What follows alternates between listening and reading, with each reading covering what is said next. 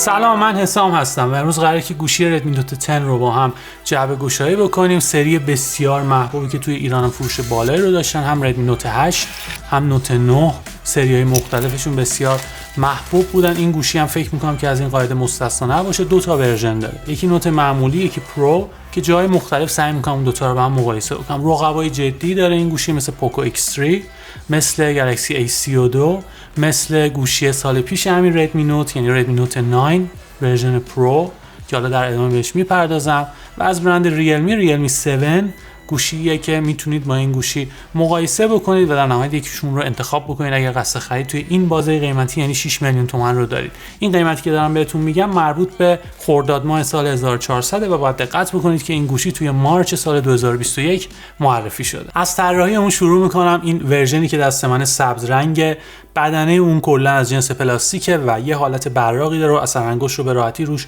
جذب میکنه، اما خب یه کاور شفاف باش عرضه شده که میتونید از اون استفاده بکنید. ماژول دوربین های دیزاین نسبتا متفاوتی داره، توی جزیره مستطیل شکل قرار گرفته که به نظر من دیزاین زیباییه. سمت راست گوشی پاور باتن رو داریم که به عنوان سنسور اثر انگشت هم میتونید از اون استفاده بکنید، به اضافه یه دکمه برای کم و زیاد کردن صدا. پایین گوشی هم پورت تایپ سی داریم به همراه جک هدفون و اسپیکرهایی که به صورت استریو خوشبختانه توی این گوشی تعبیه شدن. بالای گوشی هم آیار بلاستر رو دارید که میتونید به عنوان ریموت کنترل از این گوشی برای دیوایس های مختلف استفاده بکنید، و سمت چپ گوشی هم یه اسلات برای 2 تا سیم کارت و یه دونه مموری میکرو SD به صورت جداگونه وجود داره که اگر دوست داشتید میتونید حافظه پیش‌فرض در نظر گرفته شده برای این گوشی که بین 64 و 128 هست رو به وسیله اون درگاه مموری میکرو SD افزایش بدید. خوشبختانه این گوشی با گواهینامه IP53 عرضه میشه، بنابراین تا حدودی در مقابل آب و گرد و غبار مقاومت داره. وزن اون 778 گرمه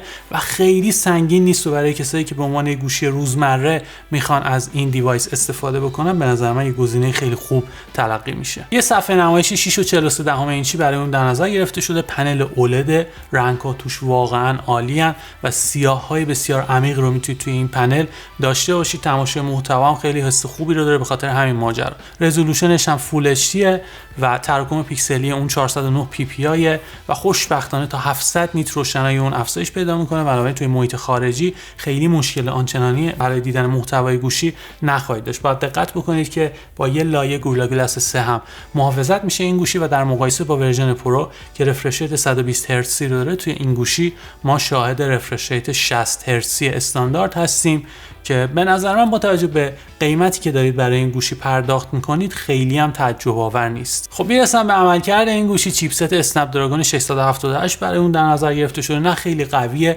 نه خیلی ضعیفه، میتونید کارهای روزانه رو به خوبی توی این گوشی انجام بدید بدون اینکه متوجه لگی بشید و گیمینگ رو در حد لایت میتونه پشتیبانی بکنه. اگر نه انتظار بیشتری از گوشی دارید میتونید ورژن قبلی همین سری ردمی نوت یعنی ردمی نوت 9 پرو رو خریداری بکنید که چیپست اون گوشی 720 جی و خب عملکردش خیلی بهتر از این، یا حتی ورژن پرو همین گوشی یعنی ردمی نوت 10 پرو رو خرید بکنید که خب معلومه که هم اون پنل خوب گیرتون میاد و هم پردازنده قوی تر که بتونید جدی‌تر اپلیکیشن های سنگین رو روی این گوشی اجرا بکنید، یا اگر دوست داشتید برید سمت گیمینگ. این گوشی با اندروید 11 و میوآی 12 عرضه میشه و خب اونایی که یه مقدار شکایت دارن نسبت به اون تبلیغاتی که توی میوآی نمایش داده میشه، میتونید موقع نصب اپلیکیشن با رفتن توی منوی ستینگ به راحتی گزینه تبلیغ رو آف بکنید و از شر اونها خلاص بشید. خوشبختانه یه باتری 5000 میلی آمپری برای اون در نظر گرفته شده و به خاطر اون چیپستی که خیلی مصرف بهینه‌ای رو داره قشنگ یه روز و نیم دوام میاره و شارژر 33 واتی هم که توی جعبه این گوشی وجود داره میتونه در عرض حدوداً 1 ساعت گوشیتون رو تا 100% شارژ بکنه. آرایش دوربین های این گوشی به صورت 4 گانه است. یه دوربین اصلی 48 مگاپیکسلی داریم، یه دوربین اولترا واید 8 مگاپیکسلی، 2 تا دوربین دیگه، یکی برای تشخیص عمق و یکی دیگه دوربین ماکرو که متاسفانه رزولوشنش 2 مگاپیکسل. از دوربین ماکرو شروع میکنم که واقعا کیفیت خیلی معمولی داره. من که خب مخالف وجود همچین دوربینای توی گوشی هستم، ولی حداقل حداقل اونایی که با رزولوشن 5 مگاپیکسلن خیلی عملکرد بهتری دارن که توی گوشی‌های